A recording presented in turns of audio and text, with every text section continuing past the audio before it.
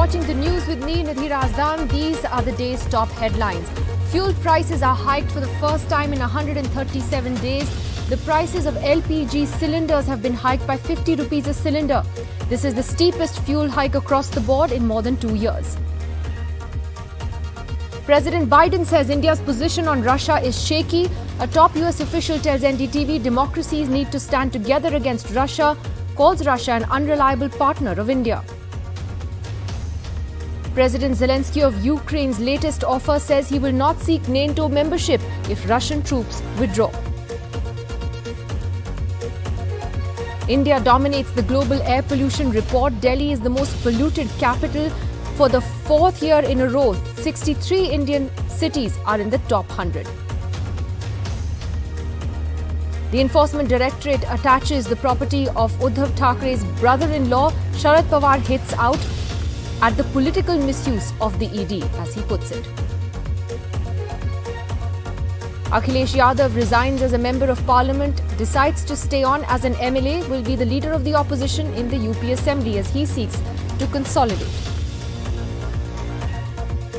And after the outrage, Zomato's chief tweets a defense of the 10-minute delivery system, says it will be for specific nearby locations, popular and standardized items only.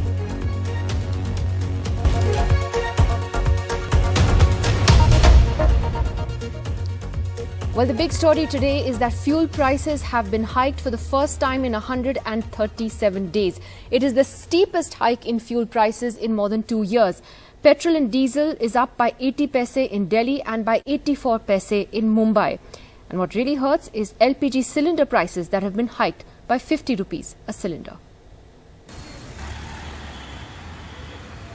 From north to south, Indians are already feeling the pinch of today's fuel and cooking gas price hike.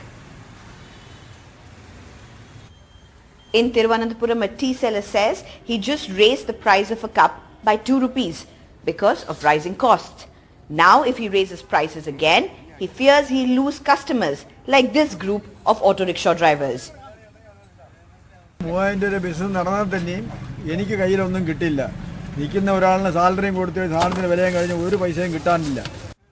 For auto rickshaw drivers, the minimum fare of 25 rupees per 1.5 kilometers hasn't been increased in at least 4 years, whereas petrol costs almost 34% more in just 1 year. We are at the largest wholesale market in Thiruvananthapuram, and sellers here say they are bracing for the inevitable, an increase in the prices for essential commodities within just about a week. ദൂരെ നിന്നൊക്കെ വരുന്ന bus റൂട്ടിൽ നിന്നൊക്കെ വരുന്ന vehicle rent ഇരട്ടിയോളാവും. നമ്മുടെ cost 40% വരെ increase expense കൂടും. 25% എങ്കിലും വെജിറ്റബിൾസിന് എൻ്റെ ഒരു വില പ്രൈസിൻ്റെ റൈസ് ഉണ്ടാവാൻ ചാൻസ് ഉണ്ട്. ഒരാഴ്ചയിൽ One of the sectors that has been hugely impacted by the continuous rise in fuel prices is the transport industry. Lakhs of trucks like these ply across the country and they all depend on diesel as fuel to run. Both truck drivers and owners are under tremendous pressure. Niaz Ahmed says he drives his own truck, but even then he hasn't seen profits. हम उसी पुराने freight में गाड़ी चला रहे हैं और diesel का भाव बढ़ रहा है. इसमें हम लोगों को गाड़ी चलाना बहुत मुसीबत हो रही है. अपनी गाड़ी खुद चला रहे हैं, फिर भी हमारा खर्चा पूरा नहीं हो रहा है. रोड के खर्चे आप टोल निकाल दो, डीजल निकाल दो और मेंटेनेंस निकाल दो. सरकार से विनम्र विनती है कि हम लोग के बारे में सोचे. But it's not just petrol and diesel. The price of the domestic gas cylinder was also raised by 50 rupees, bringing the per unit price very close to 1000 rupees, the first hike since last October. 500 kilometers from Lucknow in Uttar Pradesh's remote Sonbhadra district, Vidyavati Kumari, a Ujjwala or subsidized cylinder beneficiary, said the raise would pinch her hard. Gas cylinder जो है 4 महीने तक दाम बढ़ाया नहीं गया चुनाव की वजह से. अब चुनाव जैसे ही खत्म हुआ वैसे ही सिलेंडर का दाम बढ़ गया. वोट की वजह से सरकार जो है उसको रोक करके रखी थी. Samajwadi Party Chief Akhilesh Yadav saying inflation and price rise were back after election results. In Parliament, ruckus as opposition raised the issue of fuel price hike. In the Lok Sabha, Congress, TMC, DMK, NCP and the left parties staged a walkout, while Rajya Sabha was adjourned till noon amid protests by opposition MPs. With Saurabh Gupta and Alok Pandey, Sneha Koshi for NDTV. Meanwhile, the stock market recovered today with the Sensex going up by 697 points, closing at 57,989. The Nifty was also up by 198 points. Meanwhile, what seems to have fueled this is crude oil prices that actually made a U-turn today after going up yesterday. Crude fell to $115 a barrel. That was it after it rose to nearly $120. The other big story today has been a comment by US President Joe Biden that India's position on Russia among Quad alliance countries has been shaky. This comes as India has, unlike other Quad countries, abstained at the UN on votes against Russia and its invasion of Ukraine, and has also decided to buy cheaper oil from Russia this week. Let's take a look at what the US President said. NATO has never been stronger or more united in its entire history than it is today, in large part because of Vladimir Putin. But in response to his aggression, there has been, we presented a united front throughout NATO and in the Pacific. The Quad is, with the possible exception of India being somewhat shaky on some of this, but Japan has been extremely strong, so has Australia, in terms of dealing with Putin's aggression. Well, speaking to NDTV earlier today while concluding a visit to New Delhi, a top US official, the Under-Secretary of State for Political Affairs, said that democracies need to stand together against autocracies like Russia, also claiming that India's position on the issue was evolving. She also called Russia an unreliable partner for India. We also spoke about the importance of democracies standing together now, at this moment, when the autocracies like Russia, like China, are showing what a level of threat they can be to peace and security. When we made the decision in the US, in Canada, in Australia, a number of other countries, to completely cut off the import of Russian oil, we actually did not expect that from all of our democratic partners immediately because of the historic legacy. But what we do want to do is work together to find alternative sources over time. And that's what we hope to do with India, whether it's with regard to the security relationship, the energy relationship, etc., because Russia has proven itself to be unreliable and to be a violator of international law. Meanwhile, on the ground where the invasion is taking place, Ukraine is refusing to surrender the port city of Mariupol, which is really being bombarded by the Russians. It's a crucial port city. Ukraine's President Zelensky, however, has said that he is ready to discuss a deal. He says he will not seek NATO membership if Russian troops withdraw.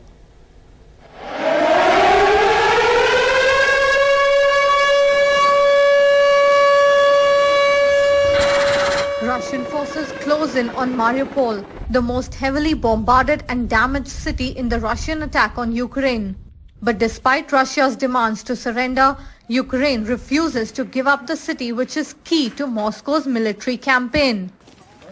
Russian control of the southern port city would allow its forces from the southern and eastern parts of Ukraine to link up, giving them a big advantage in the war.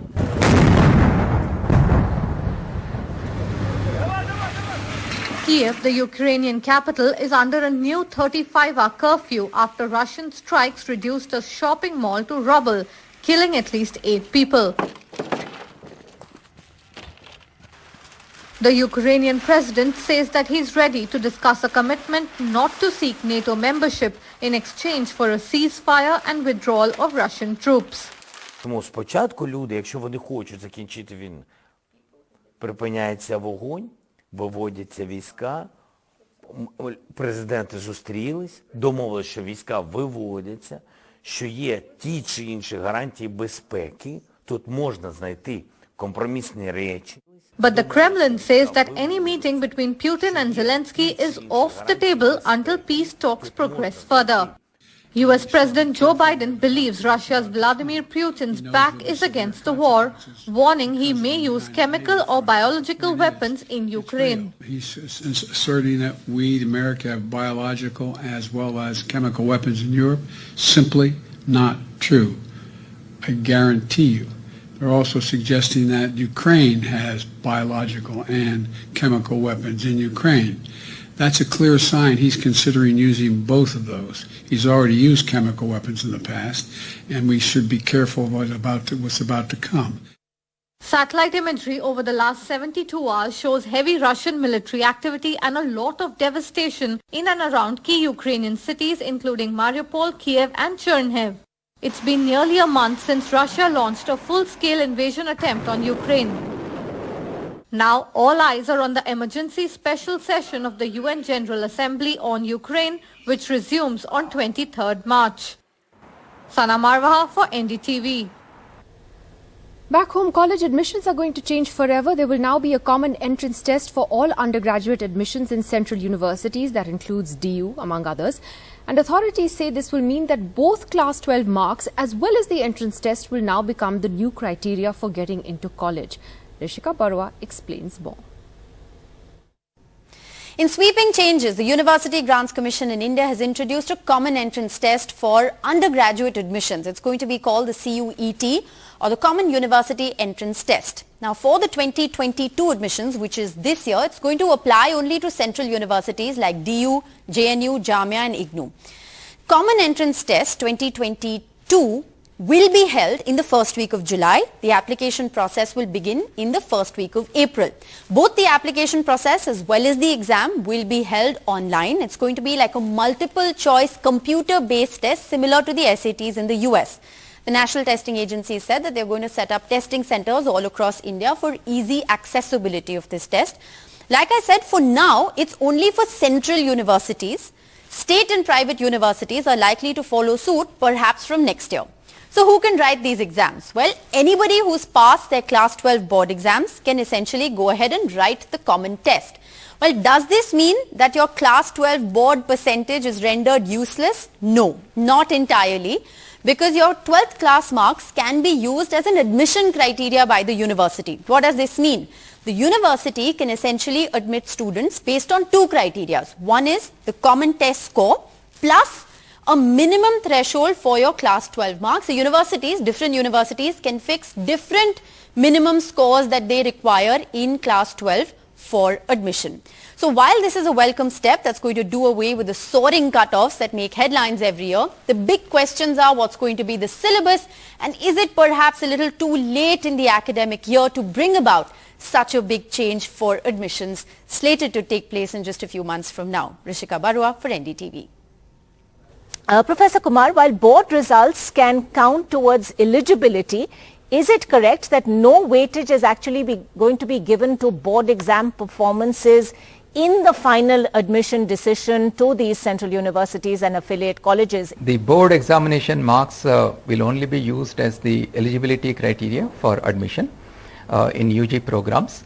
The admission in UG programs will solely be based on the CUET score in all the central universities, and we are also asking all the private universities, state universities and deemed to be universities also to adopt the CUET score for admission in their respective UG program. When importance is given only to the entrance test, the school loses its credibility. I believe that the standardization of the examinations for entrance in universities and colleges is a good change for the students, as we will not have to prepare for the various examinations held for the entrance in these programs. We'll have to follow one standardized curriculum, one standardized set of questions, and we'll all have an equal opportunity, an equal playing field. That it would be unfair for students who have a different syllabus. This examination process is based upon CBSE and an NCERT syllabus, but students coming from different syllabuses will find it difficult to cope up for a new syllabus in such a short period of time.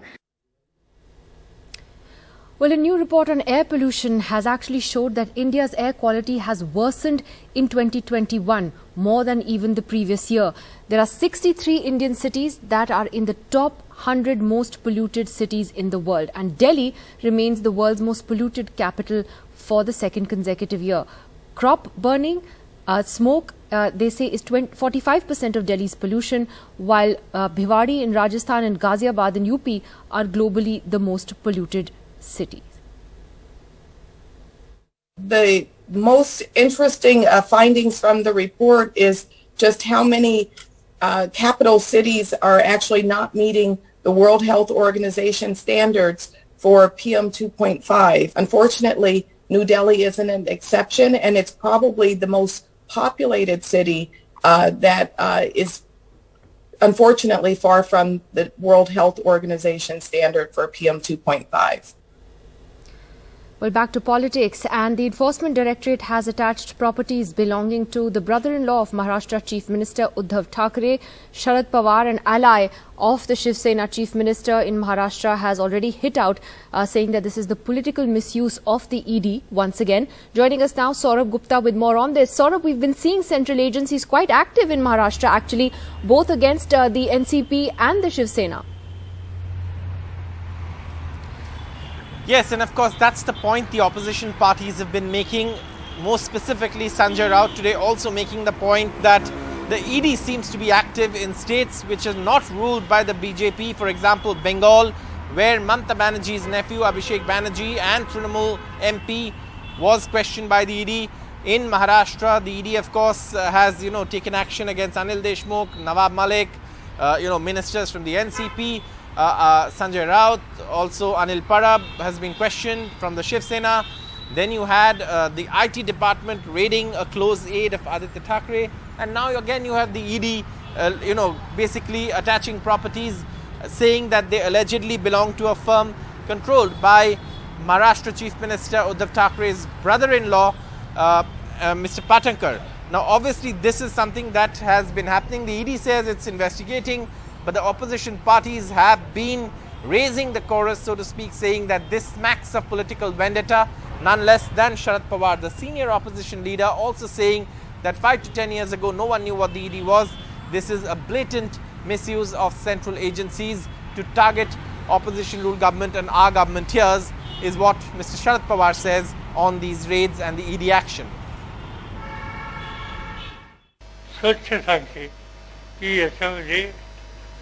फक्त राजकीय किंवा अन्य हेतूने कोणाचे त्रास देण्यासाठी हा कार्यक्रम हातामध्ये घेतलेला आहे.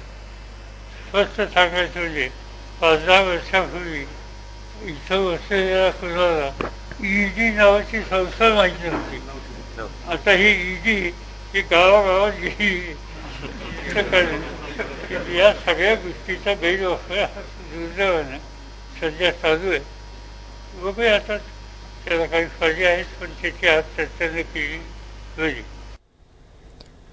Samajwadi Party Chief Akhilesh Yadav has quit today as a member of parliament after being elected as an MLA in the recent UP elections. It's clear that he's decided to focus in a big way on politics within UP, clearly hoping to build on the gains that the SP made in these polls, even though the BJP emerged as the winner. Meanwhile, staying with UP, a man who was transporting animal carcasses with a license was assaulted and abused by a mob of villagers in Mathura on Sunday night in a video that has gone viral on social media. It is quite disturbing. The man in his 30s was attacked on suspicion of cow smuggling. He is now in hospital. A preliminary investigation by the police finds that he was not transporting cows in his vehicle. A day after the devastating plane crash in China, there are no signs of survivors, with fears that all 132 people on board are dead. The plane was a Boeing 737-800, which is commonly used by airlines around the world.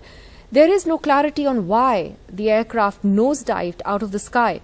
Boeing shares today fell as concerns have mounted over the safety of the aircraft. About an hour and 7 minutes into its journey, leading to China's worst commercial aviation accident in over a decade. But as investigators search for the plane's 2 crash-proof recorders and begin to look over clues, they will be trying to determine why the jet made such an abrupt and severe dive, which sets it apart from earlier accidents. The plane was a Boeing 737-800, which is considered one of the workhorses of the commercial aviation industry and has one of the best safety records. The tragedy puts the spotlight back on Boeing after 2 of its 737 MAX jets crashed in 2018 and 2019, killing 346 people and leading to one of the longest groundings in aviation history. The latest incident did not involve a MAX. In fact, the MAX hasn't resumed commercial flying in China. Still, it's a setback for Boeing's efforts to rebuild confidence in its safety culture and 737 family of jets, which is the company's largest source of revenue. Now, Boeing shares dove following the fatal crash, and experts say Monday's crash comes at an extremely delicate time, with Boeing finally aiming to restart 737 MAX deliveries to China after a 3-year halt, hampering Boeing's recovery.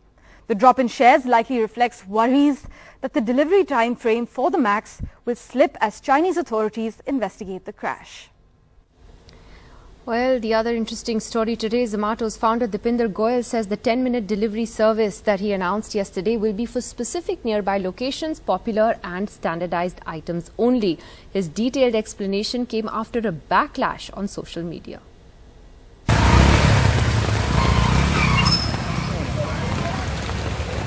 Zomato founder Deepinder Goyal's announcement of 10-minute deliveries drawing sharp reactions, with many concerned about the safety of the delivery agents and the traffic in general. Last year, Mumbai police had launched a special drive to recover fines for traffic violations by delivery vehicles, including app-based cabs, and collected 3.6 crore rupees. Top Mumbai police sources say if anyone is found violating rules, they will be penalized under the law, but that no one is being singled out. Zomato's chief then took to Twitter to counter the outrage and explained how it was safe and did not put pressure on delivery partners. He said, Zomato will educate delivery partners on road safety and provide accidental insurance cover. 10-minute delivery will only be for specific standardized items delivered nearby. Delivery partners will not be told about the specific delivery time. There will be no penalties for late deliveries, no incentives for on-time deliveries, and that new food stations are being built for specific customer locations only. The delivery partners that NDTV spoke with say that they are under pressure from both the company and the customer. नज़दीकी भी है तो हमारे लिए risky है, traffic है और दुकानदार रेजिडेंट वाले भी 5-10 मिनट ले लेते हैं। फास्ट डिलीवरी के लिए जब भी कस्टमर हम लोग को बोलते हैं तो हम लोग को परेशानियाँ थोड़ा होता ही है मैम। अगर जैसे रेस्टोरेंट से डिलेटिंग ऑर्डर मिलता है तो उसे पहुंचाने में हम लोग को काफ़ी दिक्कत, काफ़ी परेशानियां होती है। अभी बम्बई में तो खास करके ट्रैफिक और मेट्रो का जब से काम हो रहे हैं उसके वजह से हम लोग को 50 मिनट या 20 मिनट्स लग जाते हैं डिलीवर करने में। 10 मिनट का जो डिलीवरी जो दिया है उसके अंदर यानी अभी तक कंपनी ने कुछ राइडर को इन्फॉर्मेशन दिया नहीं है, खाली ऑनलाइन जो उन्होंने अनाउंस किया है, बट अभी तक हमारे पास कोई उसके लिए इन्फॉर्मेशन नहीं है। अगर इन फ्यूचर होता भी है तो काफ़ी प्रॉब्लम आने वाली है, यानी बॉम्बे सिटी के लिए तो काफ़ी प्रॉब्लम आएगी। The biggest challenge for delivery partners in cities like Mumbai and Bangalore is traffic, and the onus will be on companies like Zomato to ensure that delivery partners follow safety norms and traffic rules for services like a 10-minute delivery. In Mumbai with Saurabh Gupta, Surya Ganju for NDTV. And finally tonight we leave you with this, the video of a tornado that ripped through Texas.